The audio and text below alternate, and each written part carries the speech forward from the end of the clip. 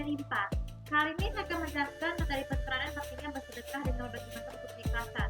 Kita tahu bahwa sedekah adalah sifat yang sangat mulia untuk orang agama. Tidak peduli itu Islam, Nasrani maupun yang lainnya. Jadi bentuk sedekah itu bisa samakan halnya dengan beramal dan berdonasi untuk bagi membutuhkan ya. Berbagai macam cara dilakukan, misalnya ada dua cara. Pertama dengan menyumbang. Nah, dengan menyumbang, misalnya menyumbang barang, pakaian, makanan yang itu kepada membutuhkan, itu bisa mendatangkan berkah ya. Jadi kita sering memberikan berkah kepada orang-orang yang sama halnya ketika di bulan Ramadan itu kan berzakat fitrah, tapi bersumbang itu tuh bisa menyumbangkan uang, terus juga menyumbangkan buku-buku untuk anak-anak yang mengalami masa pembelajaran atau pengemis ya, atau kalangan pengemis, anak yatim.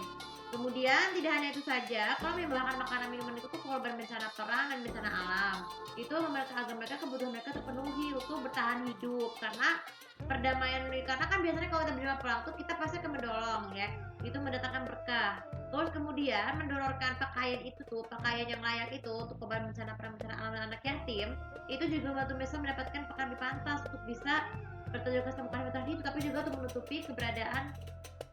menutupi rasa malu karena kita terlalu menghilang dari diri, dari diskriminasi ataupun ini. Terus menyumbangkan obat-obatan. Dan menyumbangkan obat-obatan itu tuh baik itu korban bencana alam, perang maupun dengan anak yatim, itu juga membantu kalangan pengemis. Itu juga membantu kita bisa bertahan hidup, karena bisa dengan kalau jika sakit tidak akan ada lagi tidak untuk penghapusan pembayaran. Jadi kenapa? Karena sangat tidak manusiawi sekali menyumbang tapi dengan cara berobat ya. Tapi dengan pembayaran obat dengan gratis, nyawa mereka terselamatkan. Apalagi jika nyawa mereka terselamatkan itu bisa membuat tatanan hidup dan juga lebih tentram ya. Kecuali jika orang menghadapi kematian itu sudah takdir, karena kita terbukti bahwa kita menyolong orang lain dengan penuh ikhlas. Sekarang yang kedua, dengan cara bersedekah yang lain dengan menolong. Kalau menolong orang lain itu misalnya menolong orang pengemis, anak yatim, anak jalanan, terus juga budak, ya. Misalnya pembantu, terus juga kalau misalnya perang nih, misalnya membantu nih. Kalau kita membantu bersedekah dan membantu para pembantu yang sudah beristirahat, kita sebagai majikan wajib melakukan sebuah pekerjaan tugas rumah. Baik itu tugas rumah, mencuci piring, mengepel lantai dan sebagainya jika membantu masa lelah.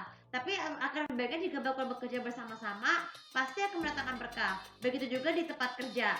Kalau bekerja antara bos dan majikan itu ya, majikan menghadapkan dengan pegawai dan atasan bawahan ya, misalnya istilah lainnya tuh bisa mendapat tanggung jawab nih. Jika kita para pegawainya lelah, para bos bisa menolongnya dengan balas dengan bersedekah supaya mendatangkan pekerjaan mereka itu menjadi lebih ringan. Begitu juga sebaliknya. Terus kemudian menolong orang pengemis nih, misalnya pengemis mencari masa tempat tinggal ya. Kalau masa tempat tinggal tidak lagi tuh, kita biasanya membutuhkan banyak dana dia tersebut dengan bersedekah, ataupun dengan mempromosikan donasi dengan atau bantuan seperti konser amal ibadah, donatur. Bantuan kita itu ditambah dengan program duafa untuk orang-orang yang kurang mampu ya, ataupun pembangunan kembali represi perang ya. Kalau dengan adanya pembangunan kembali kota dengan akibat perang, jadi dengan metodenya sangat banyak. Jadi kita meminta kepada pemerintah untuk selalu bersedekah, baik itu presiden, perdana menteri, raja ya, atau kanselir ya. Pasti juga akan selalu membantu masyarakat negaranya untuk mendirikan bangun kembali negara perang. Jadi itu bentuk hal penting dan bersedekah. Apa kesimpulannya?